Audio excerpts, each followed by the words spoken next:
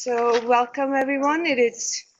I'm delighted to introduce our speaker today, Trip Gulick, who completed his medical school at Columbia, followed by his master's and residency at Columbia, followed by his master's and ID fellowship at Harvard, where he spent a few years after that before coming back to New York and joining Cornell, where he is currently the Rochelle Belfer Professor of Medicine, Chief of Infectious Diseases, and also the Principal Investigator for Cornell AIDS Clinical Trials Group, or the ACTG. So in his prolific research career, as a researcher and mentor, he has led multiple protocols through the AIDS Clinical Trials Groups and become an internationally recognized leader in HIV research. I think I can truly say that you've been instrumental in establishing the current HIV, both treatment and prevention guidelines and recommendations that we all follow now, which, as we know, has resulted in dramatic changes for all persons living with HIV, as we have witnessed over the last few decades. In his leadership roles, there are way too many to list in an introduction like this, and I can't give it justice, but I want to mention a few of them. He has chaired the NIH, or the National Institute of Health Office for AIDS Research Advisory Council, and also co-chaired the NIH panel for clinical treatment of HIV. So welcome. We're delighted to have you, and we're looking forward to hearing the HIV 2020.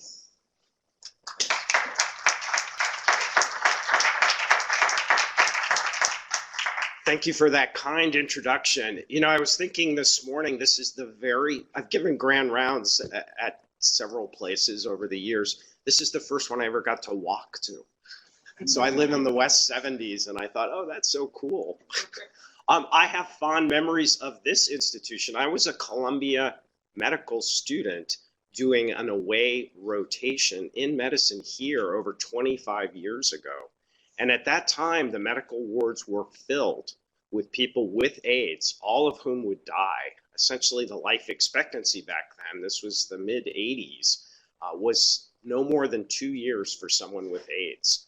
So suffice it to say, we have come a great distance, and I'm going to review some of that for you today.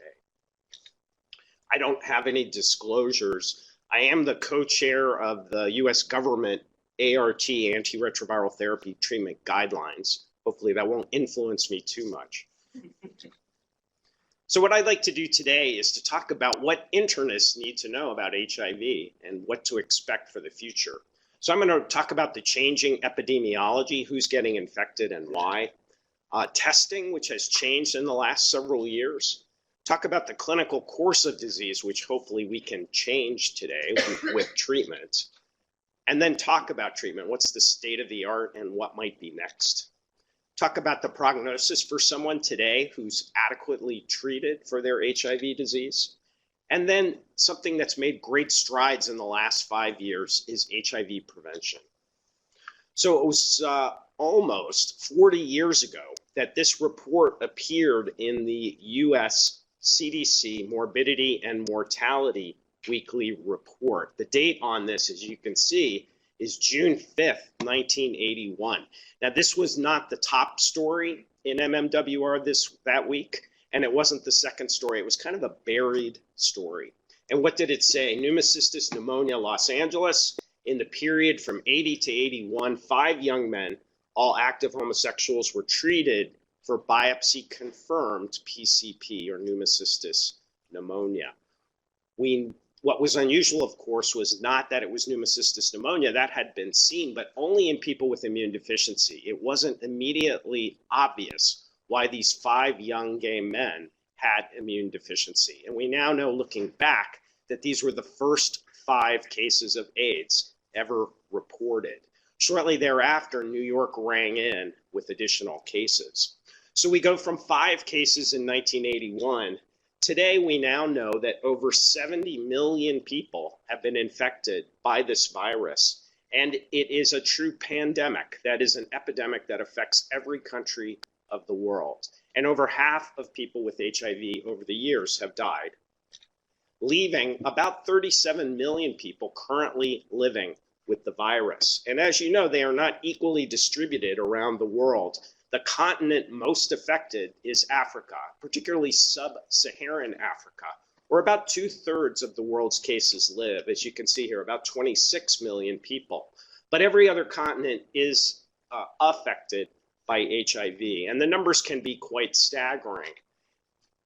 In 2018, with the most recent data available, it's now estimated there are 38 million people living with HIV. And in that year, 1.7 million people were newly infected with HIV. Even though we've known for decades how to prevent it, millions of people still getting infected. And there were 800,000 AIDS-related deaths in that year. Well, that may be quite staggering, but the trends actually are quite encouraging. What this shows for you, this is WHO data.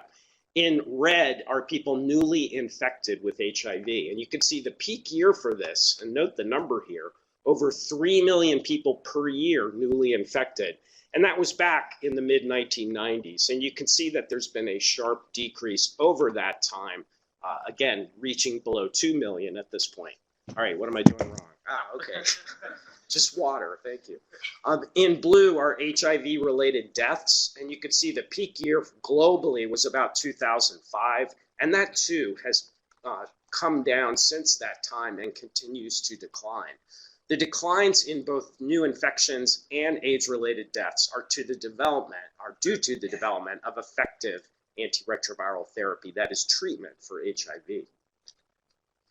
And that's illustrated by this graph. So again, we're looking at worldwide data, AIDS-related deaths from the early 2000s to today, and the decline is coincident with what you see in red, which is how many people are actually taking antiretroviral therapy worldwide.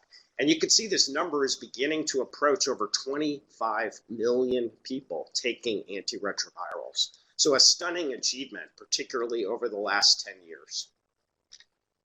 So what's going on in the United States? These are numbers of, in blue, AIDS cases. And again, it was the mid-1990s that AIDS became the #1 killer of young men and women in the United States, surpassing all other causes of death. And then you could see something happens. Deaths are shown here in green. From the late 1990s, over a period of 2 years, the AIDS death rate declines by 2/3 in 2 years. Can you think of something else in medicine that had such a profound effect as that? I think you'd be hard-pressed to come up with something else. And what happened here was the development of effective therapy. So you can see profound decreases in AIDS and death, and that's continued to decrease in the US, where people do have access to these drugs. As people don't die from AIDS, they live with HIV, and that's what's shown in the yellow line, the prevalence or number of people living with HIV infection. And you can see that the number today is the highest it's ever been. The most people today are living with HIV in the United States. So what are the trends? Well, one concerning trend is that HIV incidence, that is new infections, is not decreasing fast enough in the United States. And here's some data to support that from a publication in the Annals. Looking back over 10 years ago to 2008, this is the totals of new HIV infections. You can see about 45,000 people newly infected. And that's been relatively stable, a decrease in 15%, but relatively stable since that time. This is of enormous concern to people because why can't we impact the rate of new HIV infections in this country?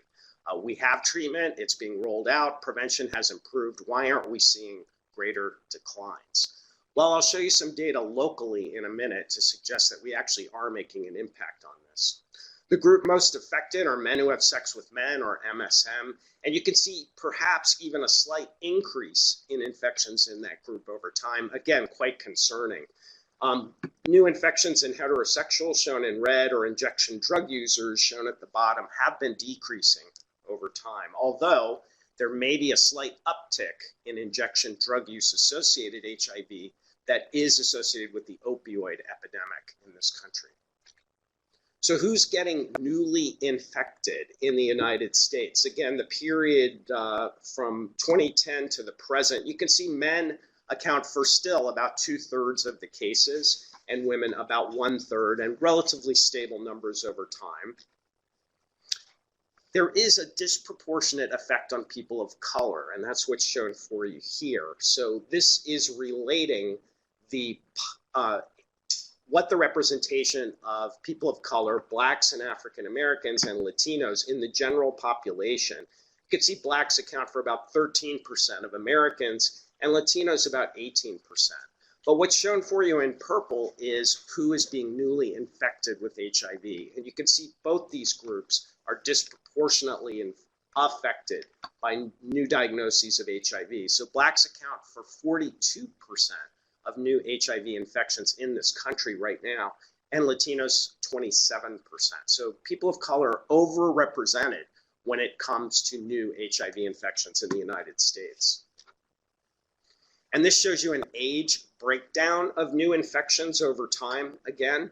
And of great concern is that new HIV infections are occurring in young people. So you can see this yellow line here are people 25 to 34, and we're seeing an increase in new infections in that group. And finally, in terms of risk behaviors, as mentioned, men who have sex with men is the #1 risk factor for new HIV infections, with a slight increase over time. So who's getting newly infected with HIV in this country?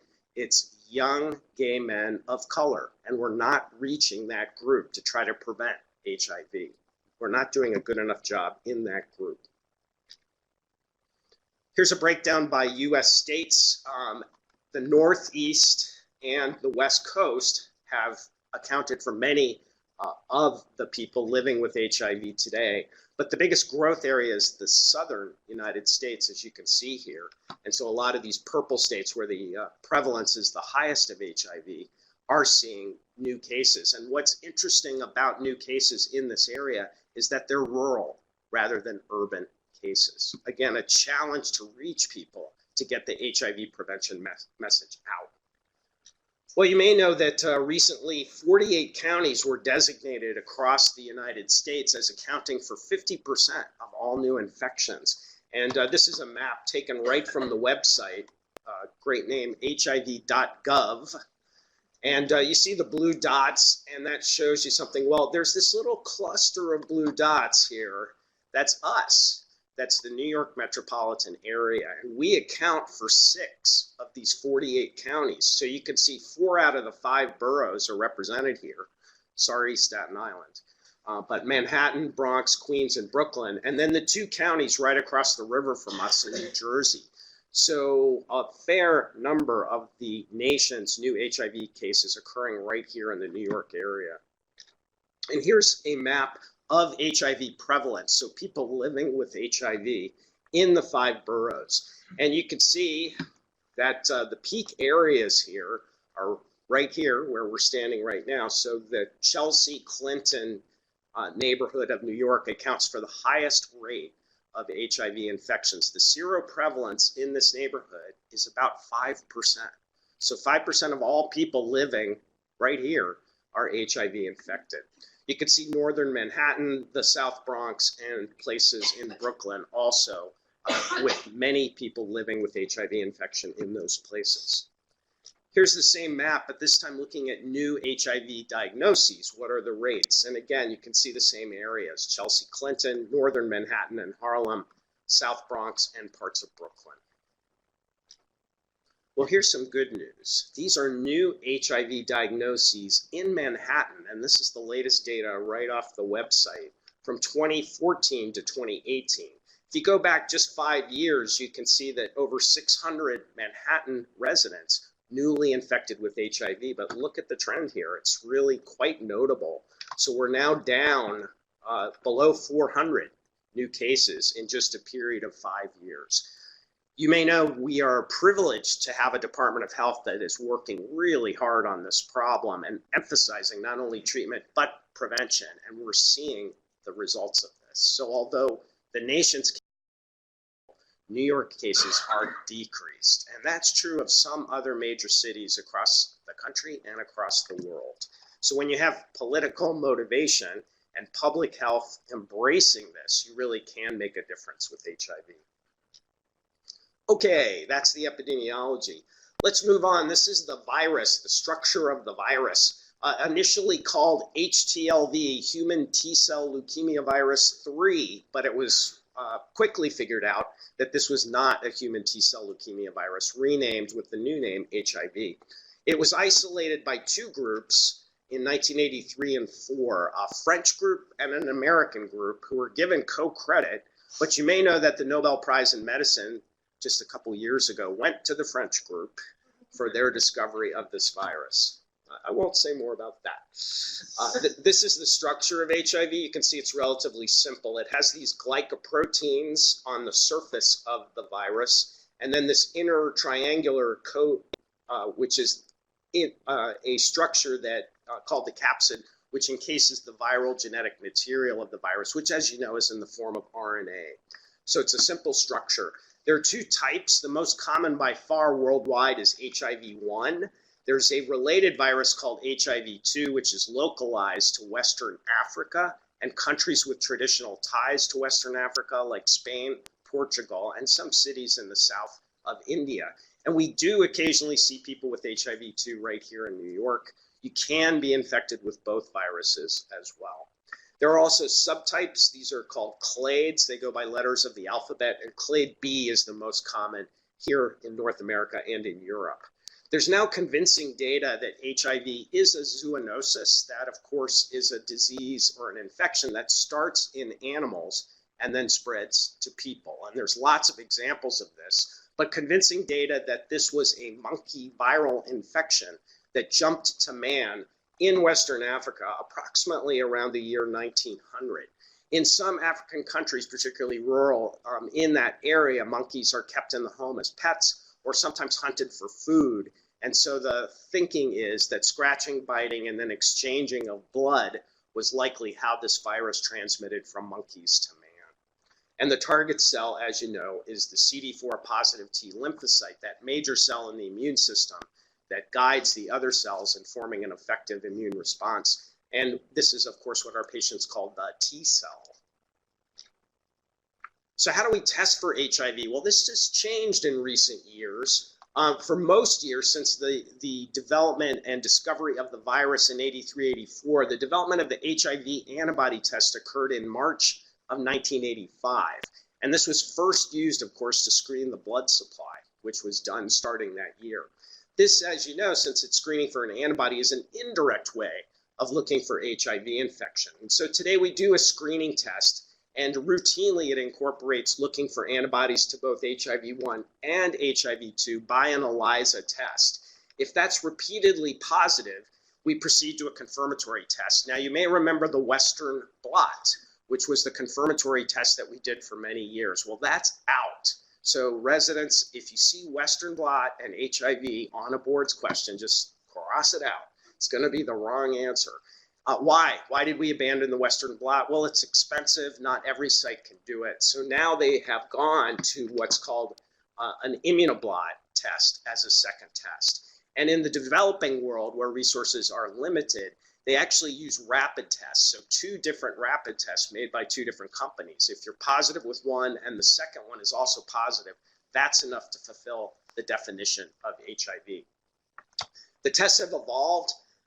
We now have a 20-minute oral test, which is pretty easy to use, and even a 1-minute blood test. When I was a resident and we sent an HIV test, we had to send it to the Department of Health, and it took 2 to 3 weeks to get the result back. And you can imagine many people simply never got their results. Well, that's all changed today. You can get an instant result while you wait. The other thing that's changed is we can directly now test for the virus itself. And the common way we do this is to test for either a protein of the virus called P24 or the viral load test, the test that we use to assess people with HIV. So that quantitates the number of RNA copies per mil in the blood. There's now a newer, I guess it's not that new anymore, it's a combination antibody antigen test. So it's testing for both the presence of antibodies, and the presence of viral proteins itself. All of these innovations have decreased the window period. Remember, that's the time from infection to the time you can detect infection. In the old days, this was as long as 3 months, so people would show up negative even when they were positive. But today, that's as short as 10 days to 2 weeks. So big innovations in testing. Here's an example of some of the rapid tests. These 3 use blood. This is the oral test. Sometimes I bring one with me. So you crack it open. There's a little panel on it. You go once around the gums, twice around the gums, into a developer where it takes 20 minutes to develop. So the patient can be waiting for that. And you see the results down here. So this is the developer, and that's that paddle that went around the gums here. It's testing for antibodies. So the person on the right here, C is control, so the test is working. You see the red line. T is test, so the patient's result. You can see that's negative. If you get that result, you can tell the patient you are HIV negative. Congratulations. Let's talk about how to stay that way and talk about prevention. The person on the left has the control working, but also the line for test. And what you need to tell them is you have a preliminary positive result for HIV, which requires confirmation. That's a difficult conversation to have, but you need to tell the person, I need to confirm this. There are false positives that can occur. And we have now in-home testing. So I recommend wearing sweatpants and lying on your bed while you wait for the results, like this ad shows you. This test is commonly available in drugstores. It costs about $40. You do get a sample yourself and then send it off. So it does take a little bit of time to get the result. But this is being rolled out really across the country and across the world. What about testing? Well, 2006 was a banner year for testing. These are CDC recommendations. Prior to 2006, CDC said, if you're at risk for HIV, get tested. But it was realized pretty early on that people didn't know they were at risk. And so this strategy was failing people. In 2006, they turned it on its head and said now, routine voluntary testing for all persons should be done at least once for all Americans. And initially, they started out with people aged 13 to 64. You can imagine the geriatrician said, don't stop there. People have sex after the age of 64. And so it was expanded, and really all adults is what's now considered state of the art. We used to have opt-in, where you had to approach a person, do counseling, and then have them sign and say, yeah, I'll do this. That was abandoned. Now every state of the union has reversed that. New York was one of the last, mostly because of tradition and history in this state. But we now have opt-out testing, which means people need to say, no, I don't want to be tested, rather than, yes, I do want to be tested. And this has risen to the level of a formal recommendation from the UPSTF, the U.S. Preventative Services Task Force. You can see this is now a couple of years old, 2013, 7 years old, who say screen adolescents and adults aged 15 to 65, screen everyone for HIV at least once. Screen all pregnant women. Think about younger adolescents and older adults if they're sexually active, and they call it a grade A recommendation for HIV testing. And that means there's a high certainty that the net benefit is substantial. And why is this important to us? Well, if you get a grade A rating, there's a federal rule saying that private insurance and Medicare must offer testing without a copay. So that's considered state of the art today. Well, how is HIV transmitted? You know this well. The risk behavior that's most common globally for HIV transmission is heterosexual sex, but there are a number of possible ways that people can get exposed to the virus, and this quantitates them for you. So probably the most efficient way is blood transfusion. Receiving a transfusion from an HIV positive person will result in infection in the negative person who receives the transfusion over 90% of the time. Needle sharing from injection drug use is about 1 in 167 needle share uses. So from an HIV positive person where the needle has entered their vein and then into an HIV negative person. And you say, well, that's pretty low, but of course people that inject drugs do it a lot, so multiply that by many, many times. Percutaneous needle stick, so that's obviously on the job, and you may know the group most affected with the most needle sticks among healthcare workers is nurses. Nurses are number 1, technicians number 2, physicians number 3. So from an HIV infected person, needle that has entered their vein to a healthcare worker with a needle stick is thought to be about 1 in 500. And of course, we can prevent seroconversion today by using something called post-exposure prophylaxis, using HIV treatments to prevent infection from taking hold. And then there's sex. So sex definitely transmits the virus. Probably the riskiest among the behaviors is receptive anal sex, 1 in 70, insertive anal sex, 1 in 1,000, receptive penile vaginal sex, 1 in 1,250, and insertive penile vaginal sex, 1 in 2,500. Again, you look at these numbers and you say, that's pretty high, but people have a lot of sex. So multiply by a lot, and you can see the risk increases. Oral sex has been a question over the years. The risk is probably close to, if not 0, then extremely close to 0. And finally, transmission from an HIV-infected mother to her child in the absence of therapy is about 25% or 1 in 4. Again, we can prevent that almost completely.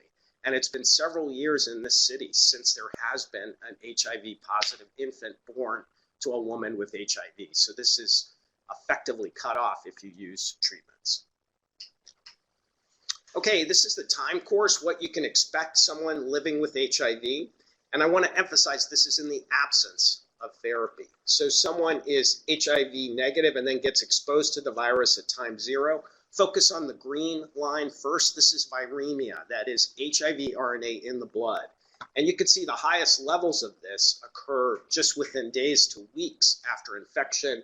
Millions of copies. The highest I ever saw was 13 million copies of HIV RNA per cc of blood. So lots of virus there. For reasons that we don't understand, that goes down, but then it's detectable throughout the life of the person living with HIV, and in advanced disease, the levels can go back up. In blue is the CD4 T cell count that occurs over time. So someone starts out with a normal count, which is above about 450 cells, T cells per microliter of blood. Again, this can dip down in acute infection, but goes back up, but then over the course of the disease will decline. And when someone reaches a CD4 cell count of 200, as you know, they are considered to be immunodeficient and fulfill the case definition of AIDS, regardless of symptoms, signs, or illness. And then CD4s, again, in the absence of treatment, will continue to decline. The lowest I've ever seen is 0 cells per microliter. That's T cells in the blood. More recent discovery was T cells in the mucosa. So intestinal mucosa is the biggest lymphoid organ in the body. And note what happens here. So a normal amount of T cells, but within 2 to 3 weeks, 80% of mucosal T cells are lost, and that never recovers over time. And then finally, in red, HIV is a potent activator of the immune system, but most of these responses are dysfunctional. It causes inflammation, which can lead to end organ disease, heart, liver, kidney, brain, and non-AIDS related cancers, all increased, probably simply because HIV is a potent activator of the immune system. Again, I want to emphasize that this whole graph is in the absence of effective therapy. If you treat this person, you can change all of these curves for the better. So what is the goal of antiretroviral therapy today? We want to suppress the HIV RNA, also called the viral load level, as low as possible for as long as possible. If we can do that, then we can preserve or enhance immune function, which we typically measure in clinic with the CD4 cell count. And if we can do that, we can delay clinical progression of HIV disease and prolong healthy survival, which of course is our goal for all medicine. When to start antiretroviral therapy. For the older folks in the crowd, you will remember you might have had a whole grand rounds on this question and weighing the pros and cons of when to start. Well, guess what? It's much easier today. So these are 3 current guidelines. These are the US government guidelines, Department of Health and Human Services. That's the one I'm the co-chair of. The other leading brand are the International Antiviral Society, USA guidelines. They are updated every other year in a publication in JAMA. If you wanted one publication to summarize antiviral therapy, that's the one to look for. It's comprehensive in about 12 pages. So good resource. And then the World Health Organization gives guidelines for antiretroviral therapy to low and middle income countries. Well, fortunately, on the question of when to start, they completely agree. So anyone with AIDS or symptomatic HIV disease should be treated according to guidelines around the world. And then even people who are asymptomatic, regardless of CD4s, should be treated. So I have to retire this slide, right? It just needs one big word saying treat. And what we mean by that is to offer treatment to the person. So everyone with HIV infection today in 2020 should be offered treatment around the world. And then once you've decided to treat, the question is what to treat with. So the first antiretroviral to be approved was 1987. So that was after I was a med student here.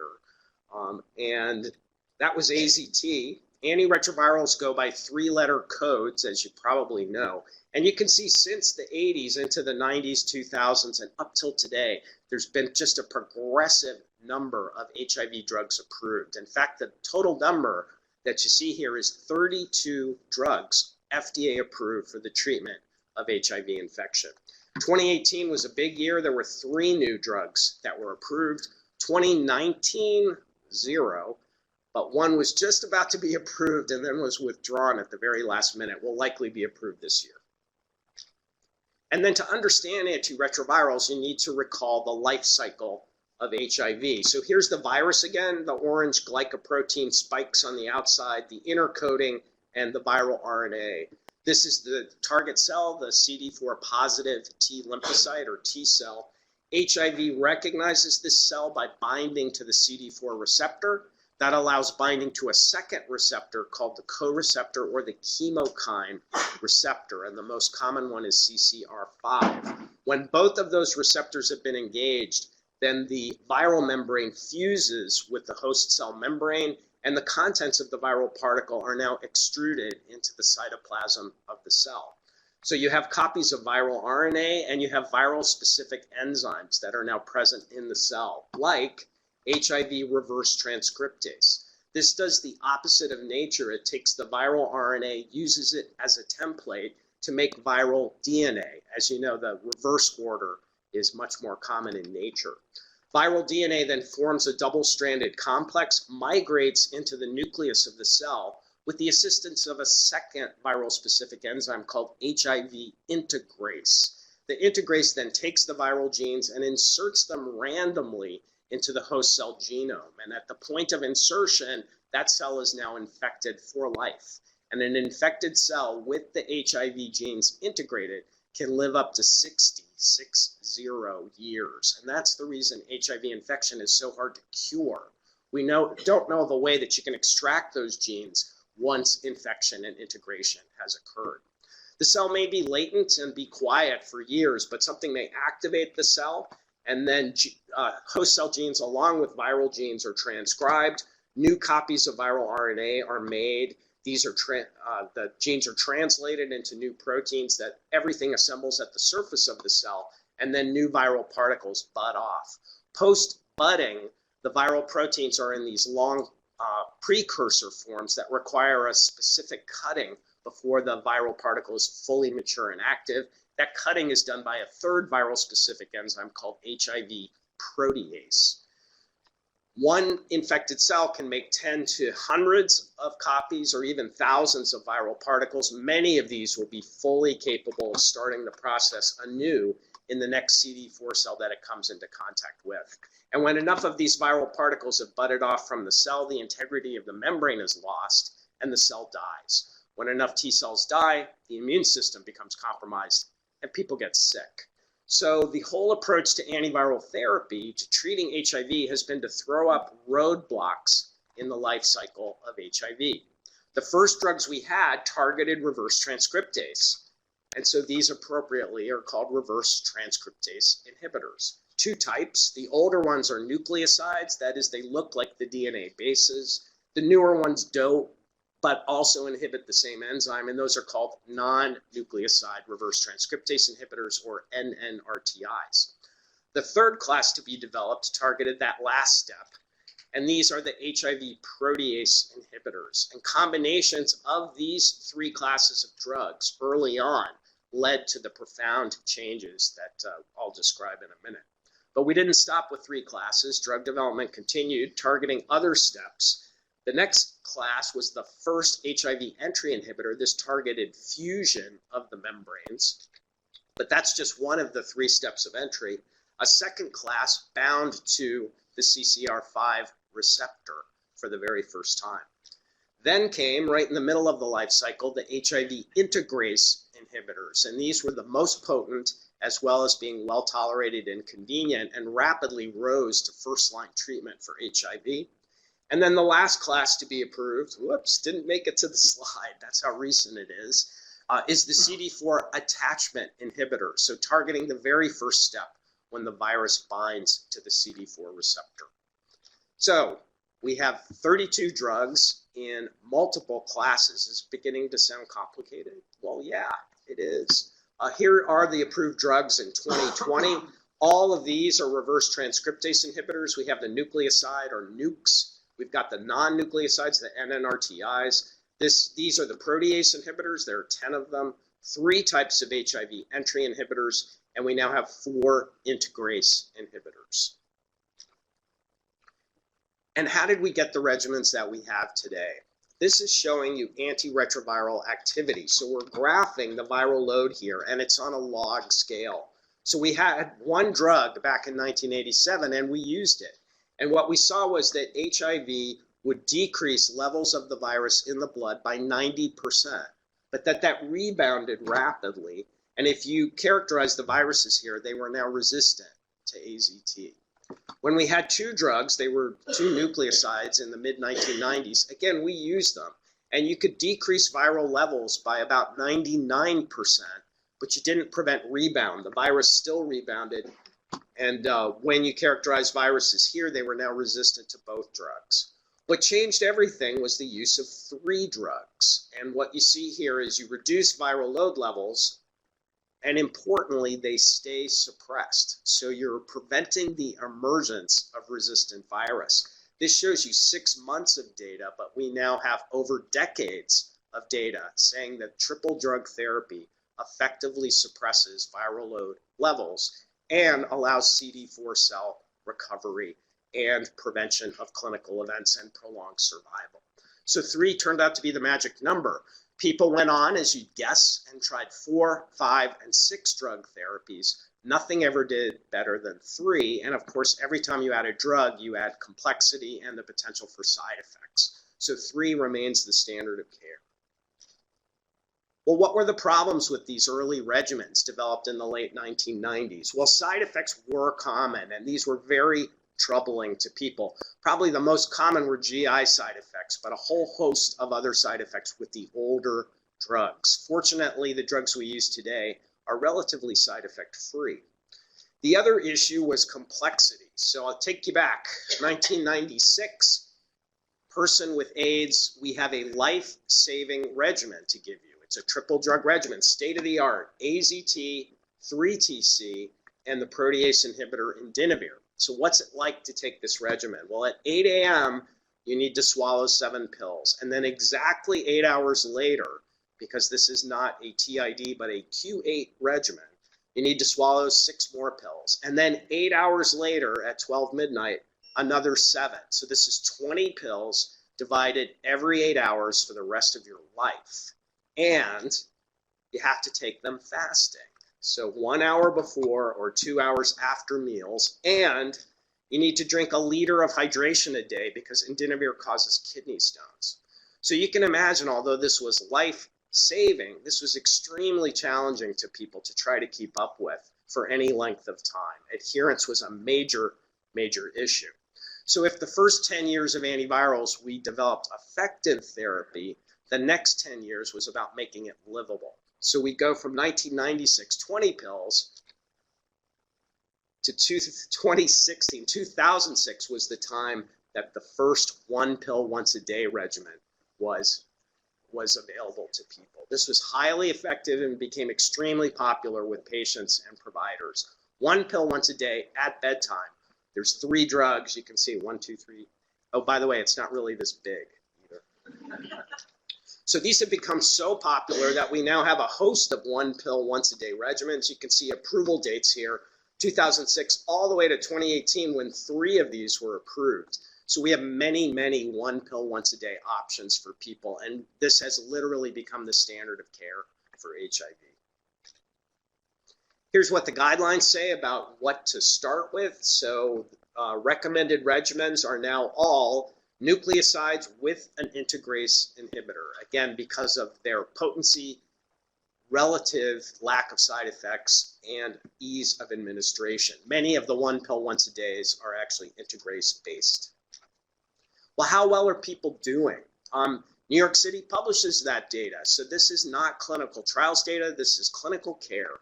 So in New York, with over 62,000 patients taking antiretrovirals, what proportion have suppressed their viral level below detection? So the standard assay that we use, I'm sure you use the same one, goes down to 20 copies per mil of HIV RNA. If you are below that, you are considered below the limit of detection or undetectable. You've heard that phrase, so have our patients. So the rate in New York City, 89% of people taking antiretrovirals are undetectable in this city. That's quite an accomplishment. And then they go a step further and they actually publish individual hospital data. So I'm proud to show you Weill Cornell here. We take care of 2,300 patients with HIV on antiretrovirals, and our rate of suppression is 93%. What's your rate? Do you know off the top of your head? 95%. Yeah, probably. So I presented grand rounds at New York Hospital Queens, and I asked that question, and they said it's 94% here. And I said, good for you. So these kind of rates are not seen just in wealthy countries, and we're seeing these kind of rates across the US, Europe, etc., but also in developing countries. Suppression rates are over 80%, even in the poorest countries around the world. So triple drug therapy really highly effective. When you suppress the virus and increase CD4 cell counts and prevent progression of disease, you also increase life expectancy. And that is powerful data. This is from a cohort. NA is North America, a cord cohort. And they've followed about 23,000 people from the US and Canada with HIV who were on treatment. They were followed for 8 years, and they modeled, based on 1,600 deaths, what the life expectancy of someone with HIV who was treated appropriately.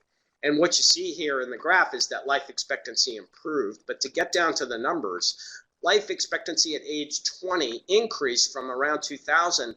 That person could expect to age 56. But by the end of the cohort, the model suggested they could expect to live to age 71.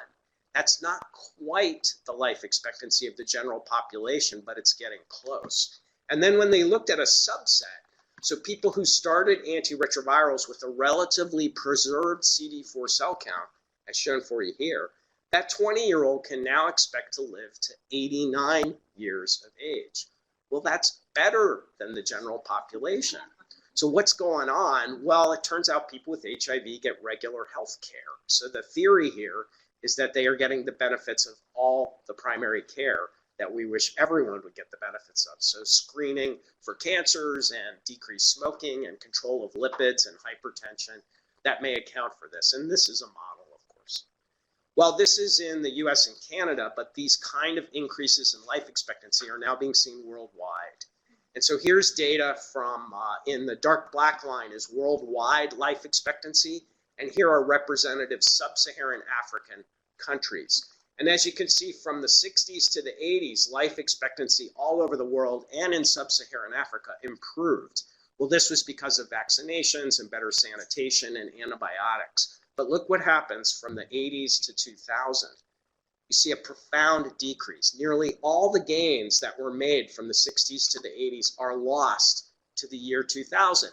And that's because of HIV and its partner in Africa, tuberculosis. And this accounted for those death rates. 2000 was the year that they began to roll out antiretrovirals in the developing world. And look what's happened since then. It's increasing. And I just saw recent data from 2010 to 2015, and all these lines continue to go up. So life expectancy is improving. In fact, with all the data we have today, what you can say to an HIV positive person, someone newly infected, is if you take your medications, your life expectancy is the same as the general population. Now contrast that to me here as a medical student, where everyone died within 2 years. It's a remarkable achievement. This shows you again that the number of deaths worldwide is decreasing, and it's related to the increase in the number of people taking antiretroviral therapy. Nearly a 50% decrease in death over this time period. Well, this has been so effective that it led the WHO and UN AIDS program to have goals for the entire world. And these goals came out in 2017, and they said, by 2020, we're going to set some goals. And I remember thinking at that time, wow, 2020 seems so far away. Well, here we are. It's the 90-90-90 goals. So what they said was 90% of all people living with HIV should know their status.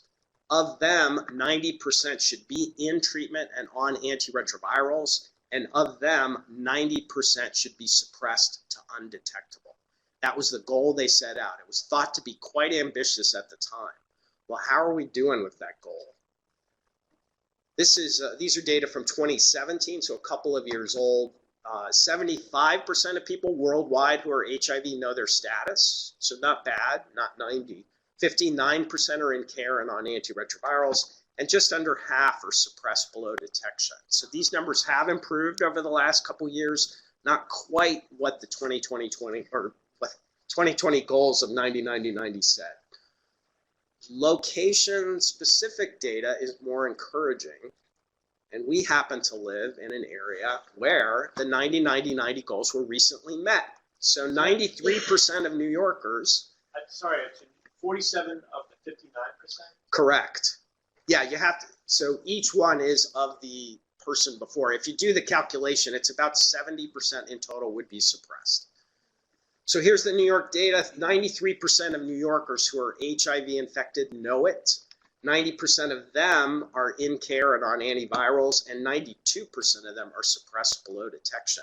And this actually made a recent press release from the mayor's office. New York City is the first fast-track city, which are cities all over the globe, to achieve 90-90-90. And some countries have now achieved 90-90-90 as well. Okay, in the last couple minutes, let's switch from treatment to prevention, which has made progress in the last several years. Well, we've known how to prevent HIV since the 80s, and it was as simple as ABC. A is abstain, B is be faithful to your HIV negative partner, and C is use condoms and get counseled and tested. And this probably saved many, many people from acquiring HIV, but not everybody. So we needed other techniques and a whole alphabet. Well, so to start out with safe sex, I recommend wearing a three-piece suit and watching videos.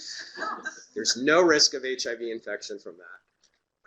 But a whole alphabet of strategies was evaluated for HIV prevention. Male circumcision, so removing the male foreskin, which is full of CD4 cells, the target cell, resulted in a 60% decrease in those men acquiring HIV. 3 different African countries, all roughly 60% protective, and this is being rolled out.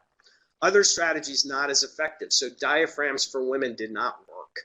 Probably the most effective strategy was using antiretrovirals, not only as treatment, but as a preventative, and a whole host of publications. The oldest one here is giving a single drug to a pregnant woman, which reduced her risk of passing to her child significantly. And of course, today we use triple drug therapy.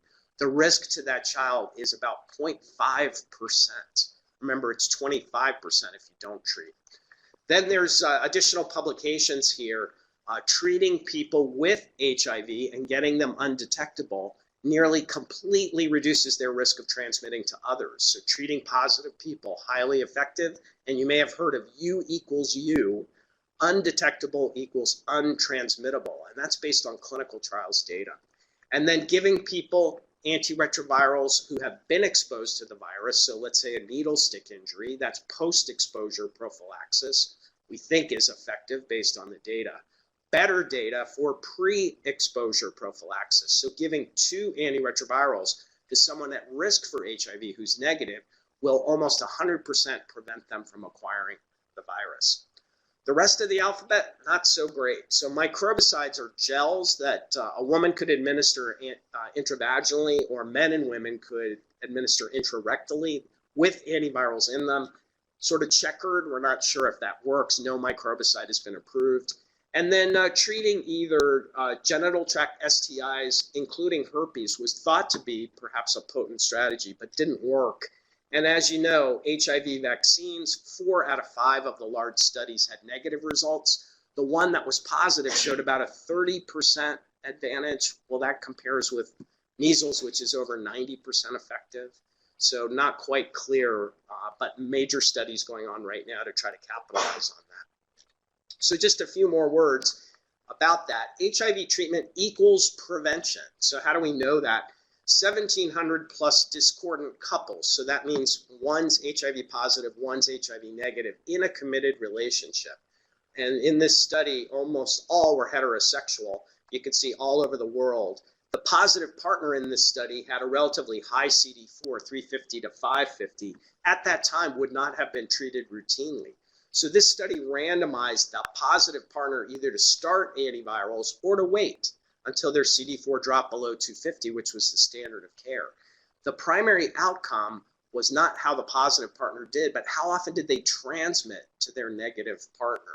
And what you can see was there were 46 linked new HIV infections in the study, 3 in the group that went on ART right away, 43 in the group not on antiretrovirals. If you do the math, 93% reduction in transmission. And if you go back and look at these 3, all had stopped therapy prior to the transmission event. So probably it's close to 100% effective to prevent transmission. And then we move to PrEP. And you can't ride the New York subway without knowing about PrEP, right? It's all over the subway. So again, this is pre-exposure prophylaxis. It's a strategy where we give 2 HIV meds to uninfected at-risk individuals. And the 2 that have been chosen now, the older one is TDF, that's one of the forms of tenofovir FTC. Here's a trade name. Or TAF, the newer form of tenofovir FTC, and that's the trade name there. And I use those because they're all over the subway. People need to know those. What are the concerns about this? Well, we use these drugs widely for treatment. So if we use too much, the concern for drug resistance could occur, although that has not been seen. There are toxicities to kidney and bone, although they're very uncommon in this population. And the cost of prevention with PrEP is over $10,000 a year. The FDA has approved both of these. You can see US was the first country on the globe to approve PrEP for prevention of HIV in 2012, and then the recent one in 2019. These are some of the studies that show the benefits of PrEP. This one is from the UK. Over 500 HIV negative MSM were randomized to PrEP with 2 drugs or nothing, placebo. PrEP was 86% protective. And this was a study called IPERGAY, done in France and Canada in MSM, same design, PrEP or placebo. PrEP 86%, the exact same number, protective. And then a more recent study with the newer form of PrEP showed that it was non-inferior to the older form. If you look on the CDC website right now, it says PrEP is close to 100% effective. How can that be when it's 86%? Well, when you go back and look, people who acquired HIV who were randomized to the treatment arm were not taking it, had no drug levels. So you have to take it for it to work. And this, again, has risen to a UPSTF, Preventative Services Task Force recommendation. You can see relatively new, JAMA 2019. USPSTF recommends that clinicians offer PrEP with effective ART to persons who are at high risk of HIV acquisition. And that's a grade A recommendation. And again, that means no copay required according to federal law. So internists should become comfortable with offering PrEP to your HIV negative people who are at risk for acquiring HIV. Well, we are the first state in the union to have a government official, Governor Cuomo, stand up, and note the date here, October 2014, and say we should end HIV/AIDS in our jurisdiction. No politician had ever said those words before. And how did Governor Cuomo propose to do it? Diagnose, so offer testing, link to care, get on antivirals, and get virologically suppressed if you're positive. And if you're negative, take PrEP. And so he rolled this out in 2014, wow, 6 years ago. But not only came up with a plan, but also put funding behind it. And I think that's why we've been so effective with those decrease in new infections in Manhattan.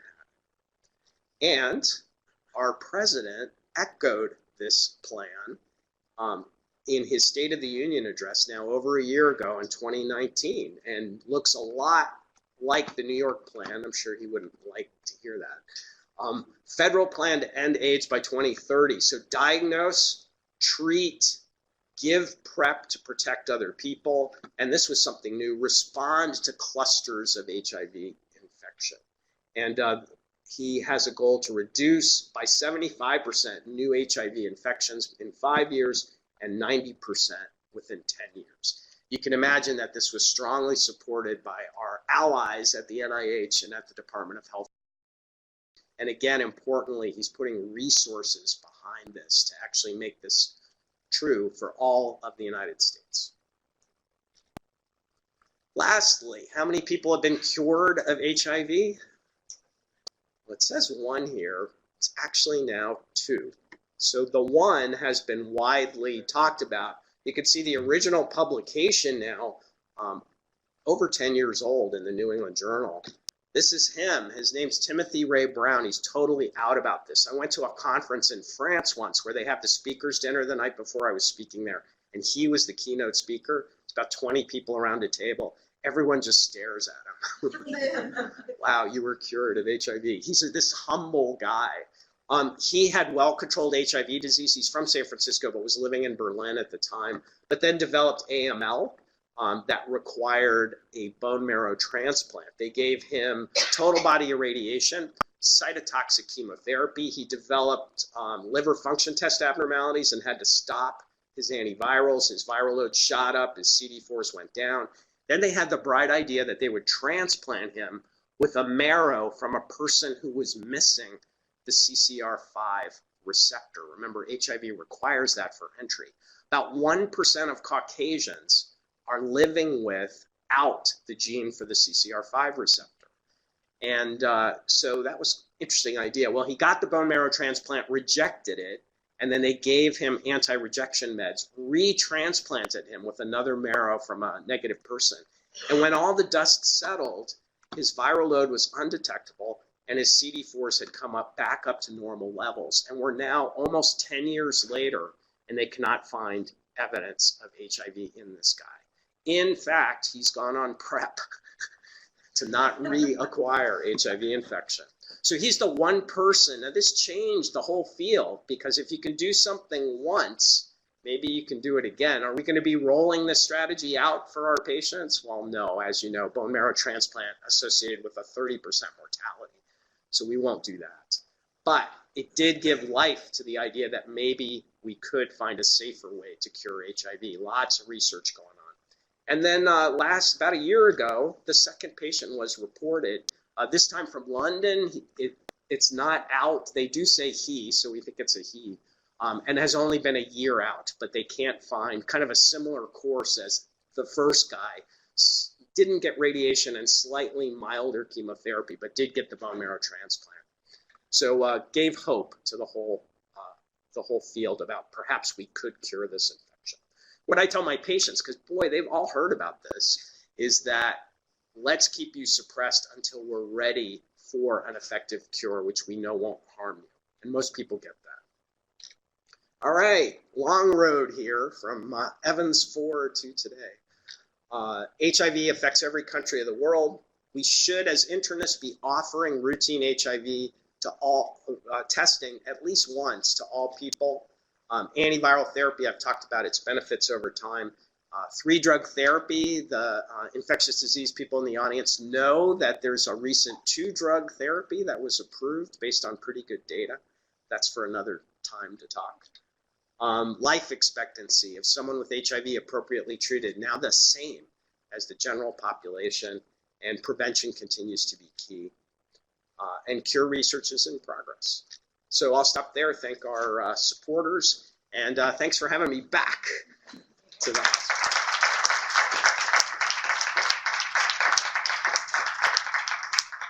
Hopefully I left some time for questions.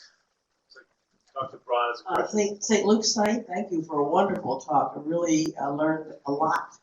I have 2 comments and 2 questions. One comment is I resent the ad of a woman waiting for her results when it's the MSM that had the highest proportion. So I think that's a wrong ad. It's a sexist ad because she is prettier than maybe a man would have been. One comment. Second comment is it was here by infectious disease team of Dr. Greco, who was chief of medicine, and Dr. Michael Lang, who was an ID person, who discovered the immune defect in HIV in the mid-'80s and published the first report of the immune defect of the CD4 component of this devastating illness. I lived through that time too, taking care of these patients.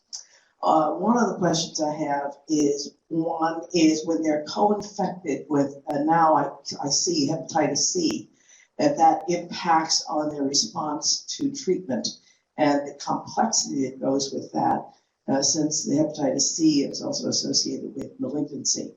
And the other associated question is, malignancy seemed to be more common in patients who had prolonged immune suppression. And has that changed with the improved regimens? Wow, you bring up a number of great points. Point number 1, I can't speak to who they chose for the ad about HIV testing. I think your point's well taken that the group most affected are MSM. So I am guessing that they might have other ads with MSM, but don't know for sure. Number 2, HIV, wow, I'm echoing here, really was an example where New Yorkers got together. And so the publication that you refer to, which is true, that the people from St. Luke's at the time helped describe the CD4 defect. If you go back and look at that publication, there's representation from all over the city. It's one of the first times that you see there's Cornell people, there's Columbia people, NYU people, and St. Luke's, and everybody together really described this. The way that New Yorkers realized that HIV was affecting our city was a conference called Inter-City Conference, where they present the best ID cases.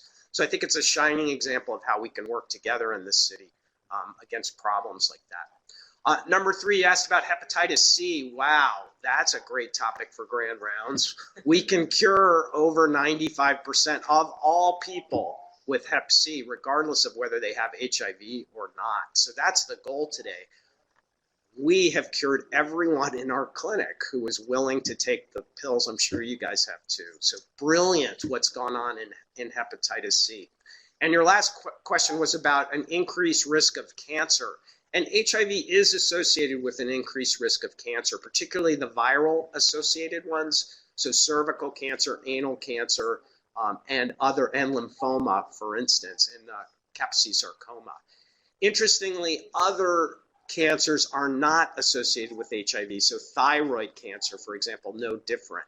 And then quizzically, some cancers are less common in HIV, like prostate cancer. So we don't really understand all of this. Probably, again, it's chronic inflammation that's doing this. And the data are a little mixed because you have people who weren't treated early, who've had the infection for many years, and then you have others who were treated recently. So I think we need more data to really answer that question. But thanks for that. Hi. So I have 2 questions.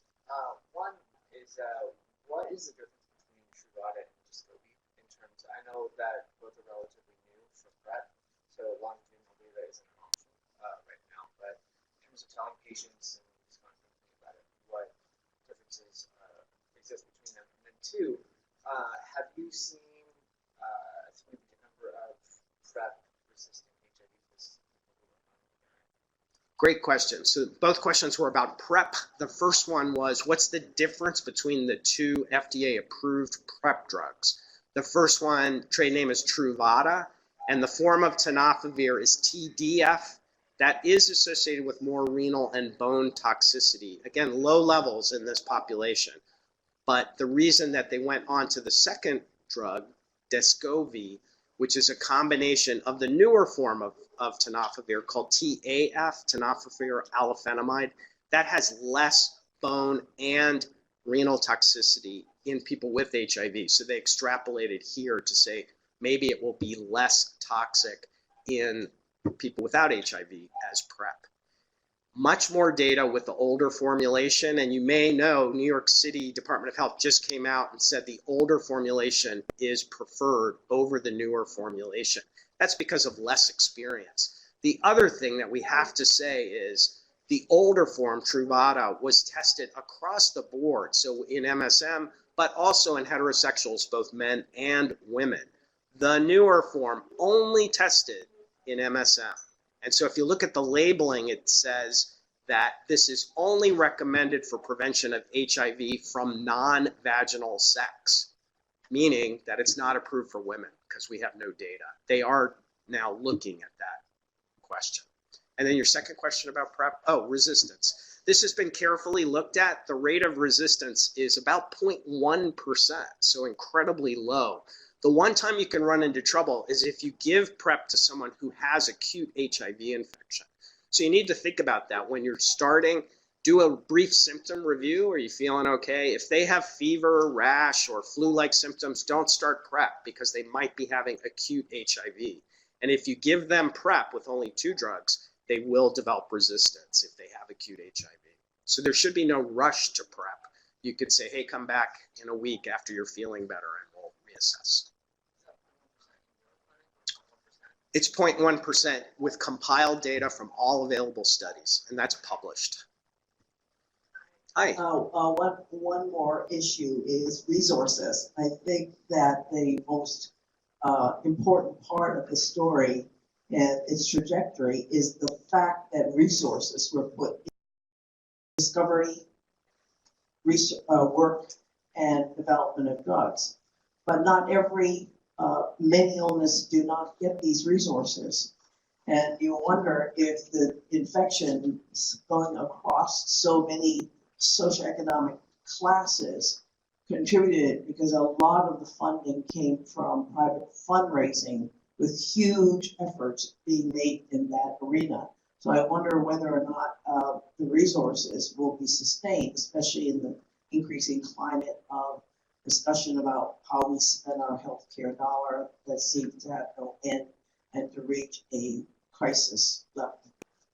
Yeah, I share your concern.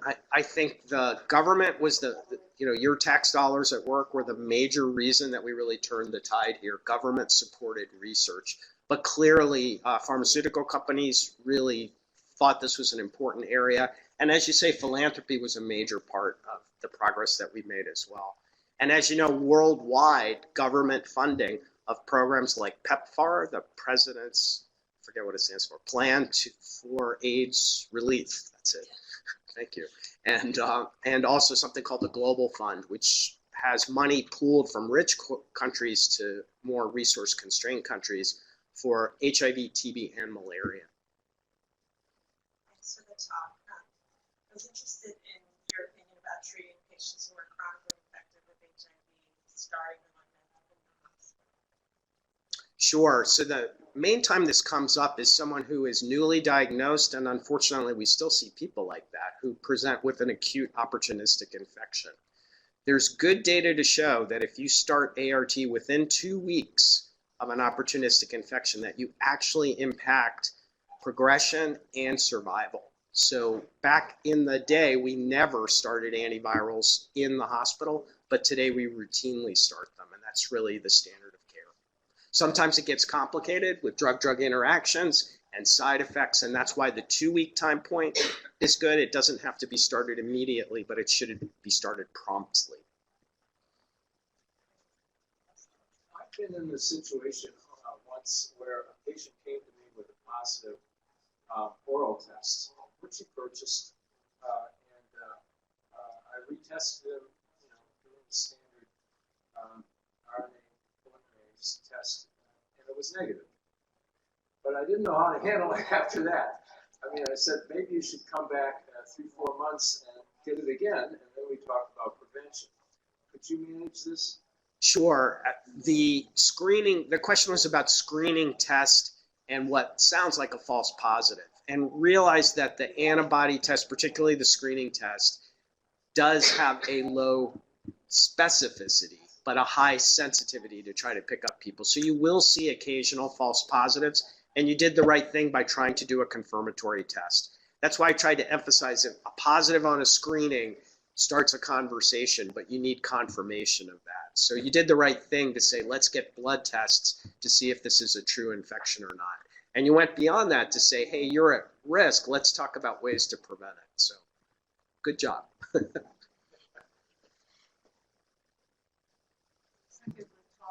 have a question. We see lots of patients with poor compliance and may not necessarily be resistant to the idea of taking ARV, but oftentimes they take it for a few years and then go off due to some social issue or personal problems, and then they come back for a few months and go off. So what's your general approach for this patient that were not necessarily against the idea of taking the medication, but who's not most compliant?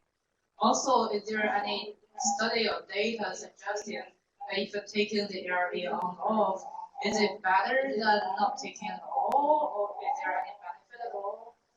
Sure, you raised some good issues. The issue with adherence to antiretrovirals is important, and people need to be consistently adherent to get the benefits that I've been emphasizing here. Not everyone can do it. So one pill once a day is good for many, many people, and we need to work to support people to do that. So oftentimes we'll have case managers or pharmacists meet with the patients to talk about how to enter that into their daily lives. I always say, do you brush your teeth every day? Not everyone says yes, by the way. But have the pills right next to your toothbrush and just take one, and that's all you need to do. But having said that, the field, and I didn't even talk about this today, is moving forward, and I know you guys have been doing some of the clinical trials to look at the first all-injectable regimen.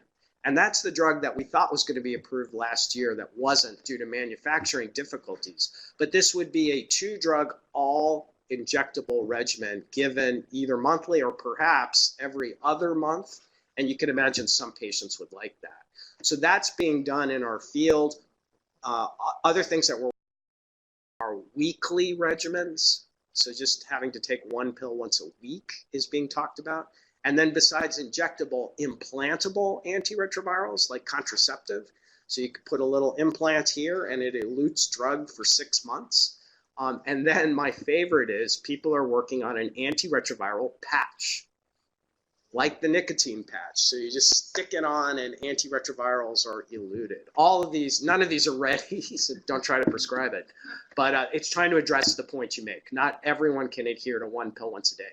Then your second question was, what if people take it intermittently? Do they still get benefit from the antivirals? And the answer is yes, they do. Even short-term decreases in viral load levels can lead to immune recovery and prevention of disease. Obviously, if someone's going off all the time, that's a setup for resistance, and we want to try to avoid that.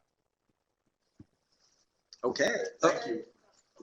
It says they're just taking the one pill combination as the drug combination, then the resistance, the chance of them developing resistance is quite low, isn't it? Even if they're just taking it on and off. No, taking antivirals on and off, as you say, is a setup for resistance, and we need to try to avoid that. Okay, thanks a lot.